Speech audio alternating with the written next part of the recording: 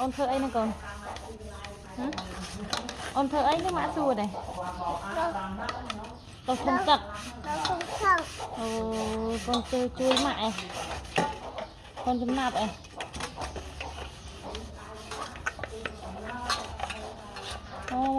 Bạn đâu không xong còn đâu không trái vậy. Đâu không xong như lại. Đâu đấy. Sạch đâu nữa.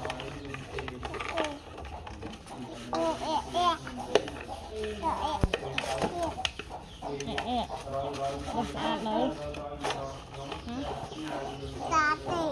Toàn sạch đây. Đâu với nhỉ?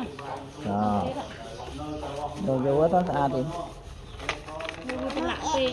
Nó còn cái lạ gì?